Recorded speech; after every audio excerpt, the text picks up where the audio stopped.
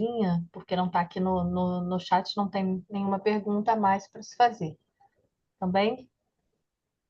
Bom, sendo assim, então eu vou passar para o nosso próximo convidado. Um minutinho.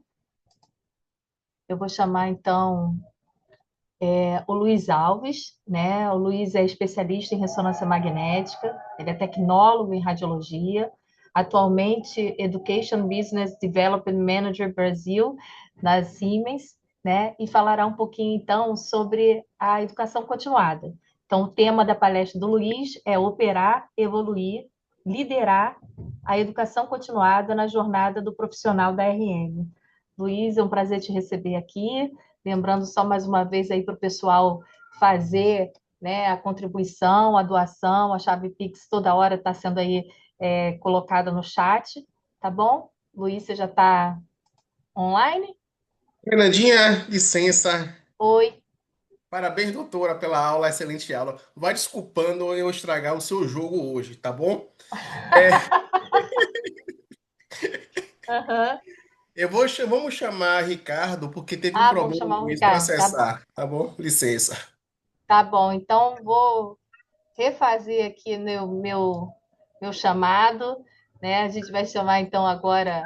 Luiz provavelmente teve algum Oi, imprevisto, né? Então, vou chamar o Ricardo, também técnico em radiologia, né? Com especialização em ressonância e tomografia pelo Senac em 2008, né? Operador da ressonância magnética do Hospital HCOR.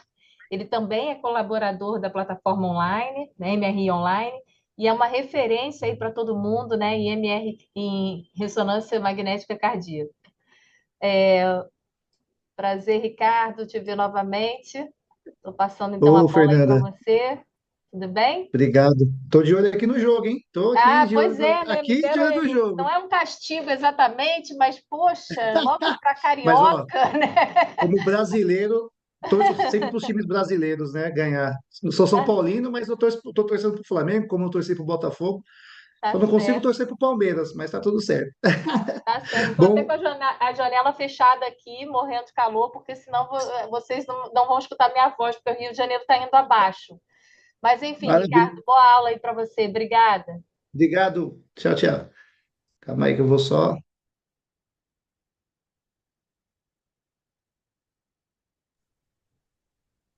Já estamos vendo seus slides, tá? Ah, sim, só vou colocar no modo de Perfeito, apresentação. Pronto. Todo mundo enxergando aí direitinho, né? tudo certo. Obrigado, viu? Boa aula a todos. Bom, meu nome é Ricardo Trujillo, né? Como a Fernanda já mencionou, trabalho aqui em São Paulo, capital, né? Hoje eu trabalho em dois hospitais, no HCOR e na Blume Medicina Diagnóstica, né? E vou falar hoje um pouco sobre a ressonância magnética cardíaca, do básico ao avançado. Fazer é, um resumo, né? Uma revisão para quem já sabe, um resumo para quem não conhece, né? Aqui são as máquinas que tem aqui no HCOR, né? Que a gente realiza a ressonância do coração, uma delas, né? As duas que a gente mais realiza, mas temos mais outras, né? São 6 equipamentos. Então aqui tem uma ressonância da Siemens, 1,5 Tesla, aqui tem uma ressonância da GE de 1,5 Tesla também, né? Essa daqui as duas têm inteligências artificiais, uma com o Deep Resolve, a outra com o RCordiel. Então a gente tem essas tecnologias, né? Não existe conflito de interesse nessa apresentação, por mais que eu fale um pouco mais sobre a Siemens ou o GE, mas não tem conflito algum de interesse, tá? Vamos começar pelo começo, como eu sempre brinco. A gente realiza algumas sequências básicas, né? E nessas sequências básicas existem as suas funções, né? Como aqui os axiais, a gente vê, sempre realiza, nos protocolos que a gente realiza, tanto aqui no HCOR, como a maioria dos serviços, né? A gente realiza dois axiais, que um a gente vê o sangue claro e a outra quando a gente vê o sangue escuro, né? Pode mudar o nome do fabricante, então nem vou falar o nome, se é Reiss, se é single shot, né? Não vou ficar falando nomes. A gente, nessas sequências axiais, a gente visualiza melhor a anatomia e a caracterização dos tecidos, né? Tecidual. Então, por exemplo, se o paciente é congênito, a gente já consegue ver a anatomia já no plano axial. Nas sequências Ensine, a gente vê principalmente a função, a volumetria daquelas regiões, né? A fração de ejeção que os médicos calculam. No realce tardio, a gente vê principalmente a necrose, fibrose, áreas de infarto. Então, a gente tem, em cada sequência dessa, a gente consegue ter uma definição e o que que a gente quer visualizar no exame, tá? Então, esse é o resumo básicas das sequências básicas e as sequências avançadas. Hoje em dia, temos os mapas, né, principalmente, mapa T1, mapa T2, mapa T2 estrela. Cada um serve para um tipo de situação, como o mapa T1, por exemplo, que a gente visualiza principalmente a área de infarto, necrose, mapa T2, que é T2 estrela, quando a gente vê áreas de ferro no miocárdio, então a gente vê excesso de ferro, né? E no mapa T2 a gente vê principalmente áreas de edema, que a gente visualiza com mais precisão, os médicos jogam um ROI, no miocárdio, e conseguem ter uma definição. Aqui eu deixo as dicas de leitura, né? Onde tem alguns livros, né? Infelizmente esses livros ainda a gente tem que comprar, mas tem algumas coisas que a gente já consegue acessar pela internet. Desculpa aí, foi gol aqui do Flamengo. E aqui a gente tem um protocolo da Sociedade de Cardiologia Mundial, né, que a gente consegue acessar, é gratuito, é só você entrar no site, e aí você tem todos os protocolos, que teve o update em 2020. As principais indicações que a gente pode falar sobre a ressonância magnética cardíaca é a cardiomiopatia, qualquer cardiomiopatia, tá? Avaliação da função cardíaca, avaliar localização e extensão do infarto, avaliar viabilidade antes do procedimento cirúrgico, doenças valvares, né? Como doença da válvula aórtica e pulmonar, doenças cardíacas congênitas, como crianças que já nascem com esse defeito genético, ou quando nascem com problema no coraçãozinho, né? Avaliação do fluxo sanguíneo, disfunção microvascular e avaliações de massas cardíacas. Então, a gente tem uma série de avaliações, indicações que a gente pode visualizar no exame de ressonância magnética cardíaca. Logo de cara, vou falar um pouco sobre Opa, deixa eu voltar rapidinho aqui. Sobre a anatomia cardíaca, né? Que a anatomia cardíaca, ela muda um pouquinho da anatomia da imagem, né? Do comum, né? Então, aqui no plano axial, a gente vai, principalmente num plano mais anatômico, a gente vai ver o via de saída do VD, que é essa imagem aqui, né? A aorta ascendente, átrio direito, átrio esquerdo, aorta descendente, que já é os planos que a gente faz na ressonância magnética cardíaca, que aqui é o duas câmeras, aqui o eixo curto, quatro câmeras, o três câmeras. Então, aqui no duas câmeras, a gente consegue ver o átrio esquerdo, o ventrículo esquerdo, no eixo curto, o ventrículo direito, o ventrículo esquerdo. Aqui no três câmeras, a gente vê o ventrículo direito, o átrio esquerdo, a aorta e ventrículo esquerdo. Por que que a gente fala, né, três câmeras, né? Por conta disso, né? Que a gente vê três câmeras cardíacas, né? E ou via de saída do VE, tanto faz, tá? Então a gente tem como nomenclatura via de saída do VE, três câmeras, LVOT, depende muito da nomenclatura, mas é a mesma imagem. O quatro câmeras a gente vê o átrio direito, o ventrículo direito, o átrio esquerdo e o ventrículo esquerdo. Tudo isso a gente consegue visualizar, tá? De uma forma padrão, tá? Isso no exame cardíaco, tá? Então, continuando aqui um pouco mais, aqui a gente já vê opa, aqui a gente consegue ver um pouco melhor os septos, né? Então, existe dois septos que a gente separa o ventrículo, né? Que chama septo interventricular. Aqui o septo que separa os átrios, então são septos interatrial. Isso é bom a gente saber, né? Porque temos patologias que envolvem essas regiões, como CIV, né? Que é a comunicação interventricular, onde tem uma comunicação entre os dois ventrículos, ou a CIA, como a comunicação intraatrial, que tem uma comunicação aqui entre os átrios. Então é bom a gente conhecer bem sobre isso, tá? As válvulas, principalmente as válvulas tricúspide e a válvula mitral. Então, a gente consegue ver a válvula tricúspide no lado direito, né? Então, a gente vê entre o átrio e o ventrículo direito e a válvula mitral entre o ventrículo e o átrio esquerdo. A válvula mitral, você consegue enxergar ela em três planos diferentes, tanto no quatro câmeras, como no duas câmeras, como no três câmeras. A gente consegue visualizar ela, né, com mais precisão. A válvula aórtica, no três câmeras, por isso que a gente chama de via de saída, né, ou LVOT, né, porque ela tem uma saída, e essa saída do ventrículo para a aorta tem a válvula aórtica, né, então a gente consegue visualizar melhor. E aqui isso para mostrar um pouco da anatomia, né, na prática, né, mostrando o coração em si, né, o coração funcionando. Então, apenas algum que a gente já fez, né, que a gente já falou, agora só demonstrando melhor. E vamos começar agora na prática, né? O que que a gente precisa saber para a gente ter um bom posicionamento é a preparação do paciente. Antes de mais nada, verificar o local para a colocação dos eletrodos, né? Se for homem, tem que tomar, tem que depilar, né? Caso necessário, tem que passar aquela a gilete ali, limpar bem, né? Não utilizar nada que contenha álcool. Isso aqui no Brasil, a gente até acaba utilizando um pouco mais, né, desse recurso de usar álcool ali e tal, mas evite o máximo, tá? Se conseguir, se tiver aquele gelzinho do ultrassom ou gel de limpeza da própria ressonância é importante demais, né? Que é o no PrEP, né? Esse gel esfoliante, ele serve demais para limpar a pele, para ter um contato melhor do eletrodo com a pele do paciente, tá? Sempre utilizar eletrônicos de carbono compatíveis com a ressonância, é lógico, já trabalhei em alguns lugares que não tinha o eletrodo de carbono, tinha que trabalhar com o eletrodo normal, isso pode gerar artefatos na imagem, isso não causa nenhum dano ao paciente, mas sim as imagens do exame, né, pode causar alguns artefatos, né, então a gente acaba tirando um pouquinho da frente do coração ali, fixar bem os eletrodos para que não se solte durante o exame. A gente sempre brinca, né? Fala que a gente é o rei dos esparadrapos, né? O do micropor, né? Porque a gente está sempre colocando o micropor no paciente, né? Para não sair, principalmente no caso de paciente mais gordinho, como é o caso, né? Que soa bastante durante o exame, aí acabou o eletrodo desconectando ali, né? Então a gente passa bastante micropor para segurar bem aquela região.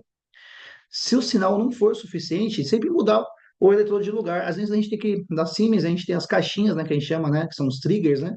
A gente tem que mudar o trigger às vezes, ou até mudar o eletrodo de lugar, para ter um sinal melhor. E esperar sempre 10 batimentos para estabilizar o traçado. Então, quando você estiver posicionando o paciente, essa aqui é uma dica bem interessante. Quando você estiver posicionando o paciente na mesa, terminou de posicionar, espera sempre 10 batimentos ali. Sempre 10. Formar uma linha de base para poder colocar o paciente para dentro do campo magnético, porque há uma distorção, né, do elétrodo, na hora que coloca o paciente para dentro da sala, para dentro do isocentro do magneto. Então, procura sempre deixar 10 batimentos para estabilizar o traçado. E aqui um exemplo da Siemens, né, onde a gente tem os eletrodos colocados no paciente. Aqui tem os eletrodos, que é os eletrodos de carbono que a gente pode encontrar na maioria dos serviços, tá? E eu sempre brinco, né? E deixo uma frase aí para vocês pensarem, né? Existe algum momento em que o coração está em menos movimento? Porque na ressonância magnética cardíaca, a gente tem que evitar o movimento do coração, né? Evitar o movimento cardíaco. E como que a gente faz para diminuir esse movimento, né? Então, essa é uma brincadeira que eu sempre faço, né? É sempre o espaço entre um R e o outro R. Nós brincamos, é o espaço RR, né? Então, esse espaço RR é onde o coração está em menos movimento. Ixi, Maria, travou aqui, calma aí.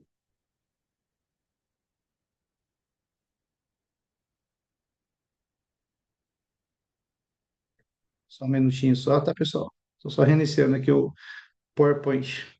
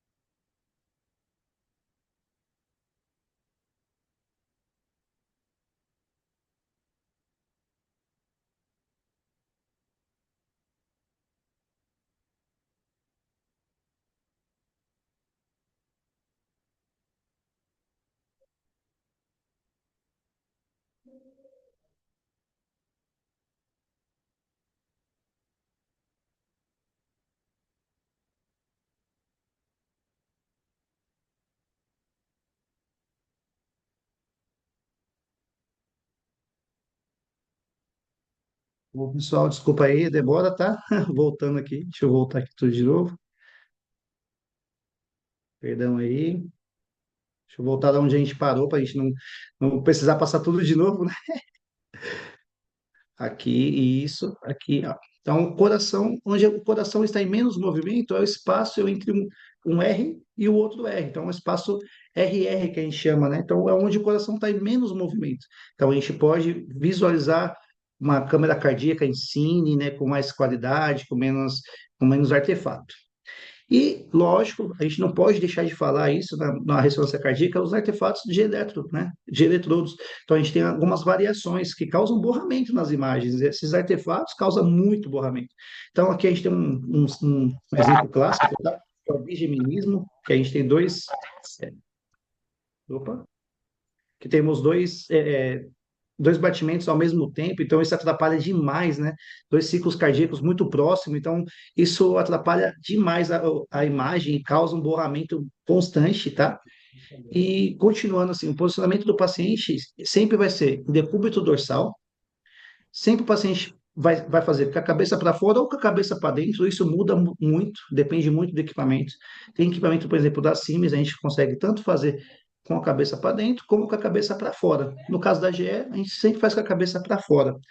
A estrutura do coração deve ser posicionada o mais centralizado. Isso é sempre, qualquer região do corpo, né, que você vai posicionar uma mão, um tórax, uma pelve, sempre vai ser sempre no centro da máquina, né, sempre posicionar o paciente no meio da mesa, os braços ao lado do corpo, sempre ao lado do corpo, não precisa colocar os braços para trás, exceto o seu paciente se tiver marca-passo. Paciente com marca-passo, infelizmente, tem que colocar os braços para trás, tá? Para tirar o artefato que contém o marca-passo, diminui ainda mais esse artefato, tá? Porque vai ter o artefato, mas a gente colocando o braço do paciente para trás, a gente tira um pouco mais esse artefato. Sempre utilizar o Getting cardíaco, o periférico e respiratório, sempre, não tem como não utilizar. E exame realizado com pausa respiratória. A pausa respiratória que eu sempre explico para os pacientes e para o dia a dia, né, da gente, é sempre na expiração. Então, o paciente vai respirar fundo, soltar todo o ar e aí sim segurar a respiração. Então, isso é o ideal, tá? Lógico, tem casos e casos. Tem paciente que não entende direito, você tem que mudar, fazer devagar, fazer do jeito que o paciente entender. Mas se o paciente for um paciente colaborativo, sempre na expiração. Aqui é um exemplo de um posicionamento, né? Peguei um amigo meu e coloquei ele na Siemens, né? Na Siemens a gente tem várias bobinas, né? Mas lá no HPOR a gente tem uma bobina chamada bobina cardíaca, que ela tem um sensor, né? Que a gente discute mais para frente, é um sensor chamado Beat Sensor, que dá para fazer sem os eletrodos, não precisa colocar os eletrodos para fazer a ressonância cardíaca, mas a gente ainda utiliza os eletrodos às vezes, né? Mas muitas das vezes a gente faz sem os eletrodos, mas só para vocês entenderem que o cabo dela fica mais para a esquerda. Então sempre você vai colocar esse cabo mais ao lado do coração do paciente. E se o paciente for destro do cardio, a gente muda essa posição para o outro lado. Se o paciente for lado do coração do lado esquerdo mesmo, pode deixar do lado esquerdo mesmo. Então, os eletrodos, sempre o fone de ouvido, e aí a gente zera, né, a gente leva o paciente até o laser.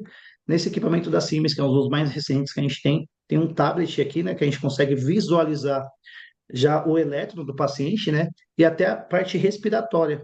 Lembrando que esse equipamento, a parte respiratória é na mesa, então tem um sensor na mesa que já faz todo o sensor da respiração. Então você não precisa colocar nada no paciente para ver a respiração do paciente, o controle da respiração, o trigger respiratório, né?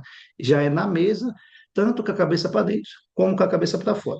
Então, só mostrando para vocês como o paciente fica posicionado, né? Aqui é um paciente fortinho também, né? E aí, indo um pouquinho mais para frente agora, já entrando numa parte mais detalhada, né? Existem os triggers cardíacos, onde temos vários deles, né? Mas eu vou citar dois exemplos aqui, que é o que a gente utiliza mais, que é o prospectivo e o retrospectivo. Então, prospectivo, a gente vai ver as sequências em pedaços, em shots, a gente não pega todo o ciclo cardíaco, né? A gente tem uns espaços entre um ciclo cardíaco e outro. Quando que utilizamos essa sequência? Principalmente em sequências estáticas, por exemplo, triplo IR, double IR ou realce tardio. Nas sequências, aqui só para mostrar para vocês nas Siemens como que fica, tá? Ele chama de ECG trigger, tá? E ele fica nesse jeitinho aqui, ó. Então, ele não pega todo o ciclo cardíaco, ele pega pedaços. Então, são apenas pedaços e não pega o ciclo por inteiro. Então, utilizamos mais em pacientes ou exame, em sequências com estáticas, né, como double e triple R, como sequências de mapa, como sequências de realce tardio, e às vezes utilizamos em pacientes com arritmia, aquelas arritmias severas, né, que a gente não consegue eliminar toda a arritmia, então a gente consegue fazer com um trigger prospectivo. E o outro trigger que utilizamos demais, que é nas sequências Ensine, nós chamamos de retrospectivo, onde a gente faz todo o ciclo cardíaco. O nome já diz, retrospectivo. Ele faz o retro, então ele pega a diástole, sístole e a diástole novamente. Então não tem espaço entre um ciclo cardíaco e outro. Então, você pega a Cine por inteiro. Então, aqui é um exemplo na Sims, né? Também a tela da Sims, ele chama de retro, né? ECG retro, retro de retrospectivo. E aí, na hora da aquisição, a gente vê o preenchimento total aqui do ciclo cardíaco, pegando de um ciclo a outro. Então, significa que aqui está pegando a diástole, sístole e diástole novamente. Planejamento do exame. Agora, vamos começar a planejar o exame. Mas antes de mais nada, a gente tem que entender o que é diástole e o que é sístole. A diástole é o coração mais, a imagem um pouco melhor, né? A gente vê a imagem mais definida. A sístole, a gente vê o coração menos, com menos detalhe, mais reduzido.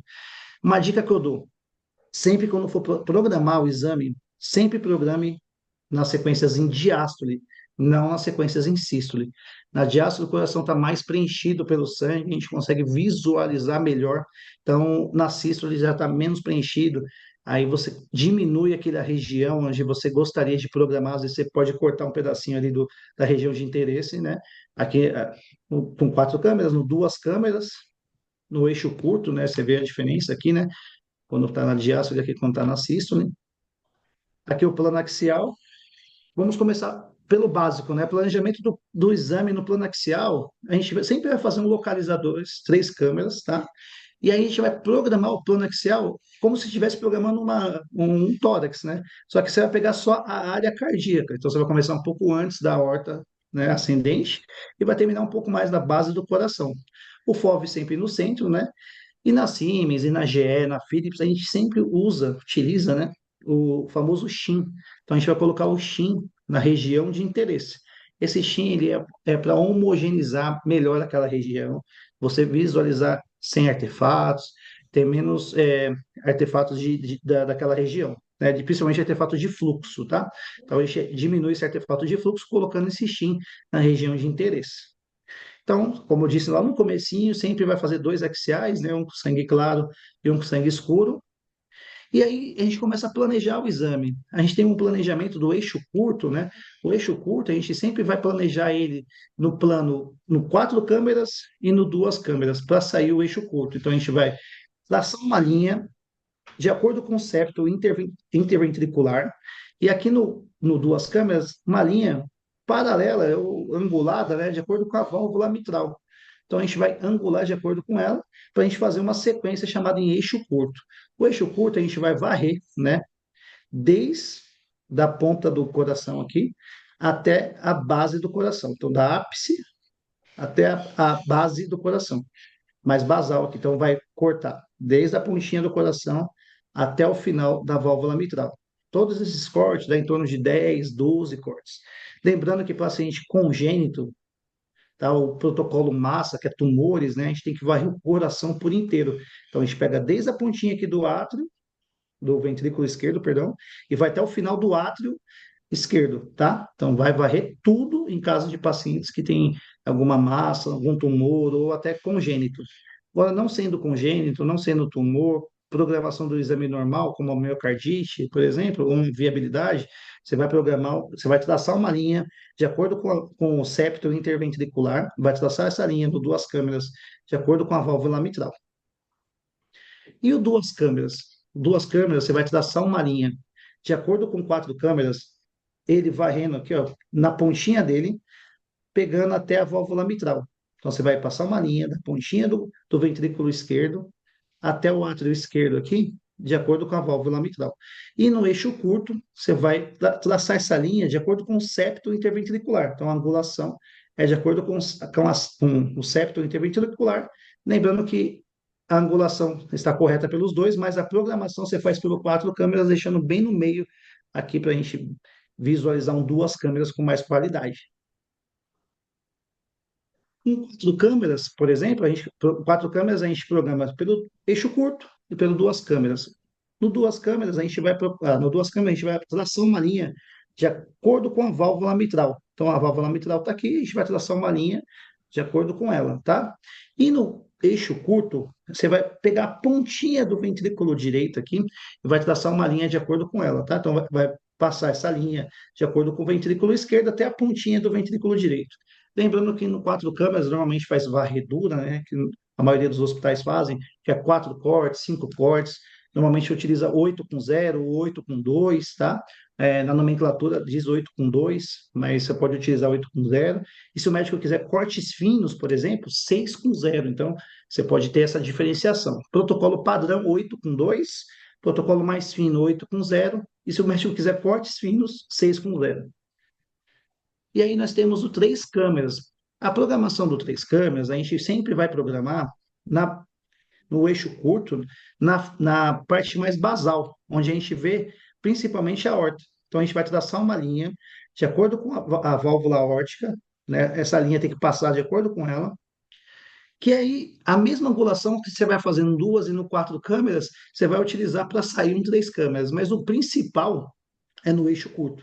Então, no eixo curto, você vai pegar a imagem mais basal, lembrando que no eixo curto a gente faz 10, 12 cortes, né? Você vai pegar uma imagem mais basal, mais raiz ali, vai traçar uma linha de acordo com a válvula aórtica, tá? E aí a programação do restante das outras câmeras é igual como se estivesse programando em duas ou programando em quatro câmeras nas sequências respectivamente. O triplo, o double e R, que a gente chama, é apenas a programação igual ao eixo curto, porque ele vai sair em eixo curto. Só que você não precisa varrer por inteiro, você precisa só pegar a região do miocárdio. Normalmente a gente faz com 6 cortes, 8 cortes, 5 cortes, depende muito do protocolo de cada lugar, né? Mas você não precisa varrer como 10, 12 cortes, você pode fazer só 6 cortes, só na região do miocárdio, tá? O triplo, o double e R é a programação do eixo curto. Então você pode copiar a sequência, mas não copiar os cortes. Você copia apenas a como programa o exame. Desculpa. Os mapas T1, mapa T2, mapa T2 estrela, mapa T1 pós-contraste. Sempre você vai traçar, como eu sempre brinco, no gordinho do septo, né? Você vai colocar no meio do septo, então, ou no meio da sequência eixo curto. Então, você vai programar igual a sequência eixo curto, mesma angulação. Então, você vai copiar a angulação do eixo curto, só que você vai traçar uma sequência no meio do septo interventricular, no meio. Não, desculpa, no meio do centro daqui, do centro do septo interventricular. Então, você vai traçar uma linha no meio do gordinho aqui. Você vai fazer tanto no T1, T2, T2 estrela, tá? Que são os mapas, né, que a gente visualiza aqui com mais precisão. E aí tem alguns exames, né, fugindo um pouquinho, que é os exames paciente congênito, paciente com tumores, né, ou paciente com displasia, a gente realiza em duas câmeras do ventrículo direito. Então, o que a gente faria no ventrículo esquerdo, a gente faz no ventrículo direito. Só que agora a gente angula de acordo com a válvula tricúspide, né? E aqui, de acordo com o maior ângulo do ventrículo direito, para sair duas câmeras do ventrículo direito. É utilizado muito em paciente com displasia, paciente com congênito, né? E aí você vê a diferença de um paciente comum para um paciente mais grave, né? Um paciente que tem uma displasia importante. Então, nem sempre programamos o exame em paciente comum, às vezes programamos, a maioria das vezes, em exame com paciente com variações anatômicas ou com uma anomalia, né? Então, é sempre importante. Via de saída do ventrículo direito, né? Na maioria dos lugares, existe várias formas de angular, mas acho que a forma melhor para entender, um pouco mais rápido, né? É você pegar o axial que você já utilizou, né? Que você já programou, já saiu, que é o axial ou sangue claro ou sangue escuro. Eu prefiro pelo sangue claro. Você vai traçar uma linha de acordo com o tronco o tronco pulmonar. Essa linha traçando no tronco pulmonar, ele vai pegar essa imagem que nós chamamos de via de saída do VD, que é onde a gente visualiza a válvula pulmonar. Então, angulando de acordo com o tronco da pulmonar, você vai sair essa imagem que a gente chama de guarda-chuva, né? Parece um guarda-chuva. Então a gente vai ver essa imagem que é a via de saída do VD, que é onde a gente visualiza a válvula pulmonar. Aqui algumas estratégias, né, que a gente utiliza quando o paciente é congênito, ou o paciente tem uma insuficiência aórtica, a gente faz um phase contrast, não um flow, um phase daquela região. Então, a gente sempre angula de acordo com a válvula aórtica. Então, a gente está no três câmeras aqui, a gente angula de acordo com ele, tá? É, no, no coronal, a gente pode angular também de acordo com essa válvula aórtica, e aí vai sair sempre essas três imagens para nós. Um cine, uma imagem em magnitude, uma imagem em phase, né? Então, aqui a gente sempre vai ter essa imagem, e isso é muito importante para o médico calcular, né? Você tem o fluxo daquela região. E aí você tem também a programação da válvula pulmonar. A válvula pulmonar, você vai ter que fazer o via de saída do VD. Feito o via de saída do VD, você vai angular de acordo com a válvula pulmonar. Eu sempre brinco, falo que é sempre 2 centímetros para trás, né? Mesma coisa da aórtica, né? Sempre 2 centímetros após, né, aquela região da região de interesse. Então, válvula aórtica e válvula pulmonar, você vai angular de acordo com ela, só que você vai sempre levar 2 centímetros depois da válvula. Existe uma sequência chamada perfusão, né, que a gente realiza normalmente para fazer estudos de estresse ou tumores, né? E a gente também pode fazer em várias programações. Na maioria dos casos, a gente faz 3 ou 4 cortes em eixo curto, né? Que eu estou mostrando para vocês em eixo curto, como varre, né? A gente varre também só o septo interventricular, então não precisa varrer por inteiro, porque às vezes o espaço RR não permite você fazer mais cortes. Normalmente é 3 ou 4 cortes. Normalmente a gente faz só em eixo curto, mas dependendo da onde você trabalha, você pode fazer 3 cortes no eixo curto, um corte, por exemplo, em 2 câmeras ou 4 câmeras, aí depende muito da região que você trabalha, né? Ou com o médico que você trabalha, com a instituição que você trabalha. Aí injetou o contraste, fez a perfusão, agora a gente vai para o TI Scout. O que é o TI Scout? É uma imagem estática, né? Ela fica no mesmo lugar repetindo várias vezes o tempo ideal que o contraste anula o miocárdio. Então ele vai sair é por isso que nós chamamos de TI Scout. Ele faz várias imagens com tempos de inversão diferentes. Então normalmente a gente injeta o contraste, faz a perfusão ou faz uma anjo, espera ali mais uns 4, 5 minutos, a gente só realiza depois de 4, 5 minutos, e aí realizamos o TI Scout, e nesse TI Scout a gente vai achar a imagem que está com o sinal do miocárdio anulado. Então aqui, ó, começa a anular o sinal, você pode fazer de acordo com o sinal anulado. Agora já voltou ao sinal normal do miocárdio, ó. Voltando, voltando. Quando anula o sinal do miocárdio, sempre brinco assim, que o miocárdio tem que estar preto e a câmera cardíaca tem que estar branca. Então, isso é importantíssimo a gente saber, tá? Achou o tempo ideal? Achou o tempo ideal do tempo de inversão? Você vai colocar na programação dos realces tardios. Os realces tardios são eixo curto, que você vai copiar do eixo curto que você já programou, lá do Cine, só que você vai colocar o tempo de inversão correto. Então, por exemplo, deu 300, 250, você vai colocar lá na sua máquina, que você trabalha, você vai colocar o TI 250. Aí você vai repetir o realce tardio, o eixo curto, do eixo curto que você fez da sequência em Cine. Mesma coisa dos eixos longos, o 2 câmeras, você vai copiar do 2 câmeras. O 3 câmeras, você vai copiar do 3 câmeras. O 4 câmeras, você vai copiar do 4 câmeras. Só lembrando que sempre o miocárdio tem que estar anulado, né, pretinho, e as câmeras cardíacas mais branquinhas, tá? Então, a gente sempre, os realces tardios, na maioria dos lugares, sempre vai ser uma sequência em PSIR e uma sequência em magnitude, tá? Tem lugares, tem exames também específicos que a gente utiliza apenas só magnitude, sem PSIR, tem lugar que só usa o PSIR, então é muito raro, né? É muito raro as exceções, mas normalmente a gente utiliza sempre essa sequência em PSIR, sai sempre essas duas imagens, que é a magnitude e o PSIR. E aí, lógico, nos equipamentos de hoje em dia tem uma dezena, né, de opções, né? Tem sequências em single shot, tem sequência em respiração livre, tem sequência flash, que é em apneia. Então, você tem uma série de informações que é aquele paciente que não colabora, ou que colabora pouco, que tem claustrofobia, ou que não segura a respiração direito. Então, você tem várias opções para você fazer, hoje em dia, o realce tardio. E aí, eu sempre falo, né? Você tem que saber a escolha do protocolo correto, mas quem define isso é o médico radiologista, né? O médico que vai laudar o exame. Mas só para vocês entenderem um pouco, né? Por exemplo, num paciente que é cardiomiopatia isquêmica, a gente vai utilizar a perfusão como uma sequência ideal, principal, né? Então, o médico sempre vai pedir para fazer essa perfusão. Normalmente, utiliza com estresse, né? Que aí não dá para falar na aula de hoje, mas sempre utiliza a sequência em perfusão como uma sequência adicional, tá? Cardiomiopatia hipertrófica, a gente sempre vai fazer o phase da aorta, então como uma sequência adicional.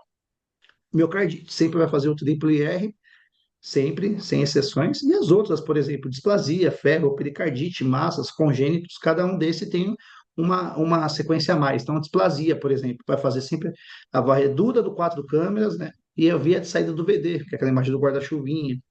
Sequências para ferro, a gente vai utilizar sempre o T2 mapa, ou se você não tiver o T2 mapa, um eixo curto com vários tempos de T2, com vários tempos de inversão de T2, por exemplo, desde o do tempo de eco baixo até o tempo de eco curto, no mínimo 6, tá? Tempos de eco, né? Pericardite, a gente sempre vai usar o double IR em respiração livre para a gente ver essa área de interesse, e sempre o double IR e um cine em eixo curto em respiração livre, para a gente ver essa área que tem esse pericárdio. E os congênitos, os pacientes congênitos, eita, nós.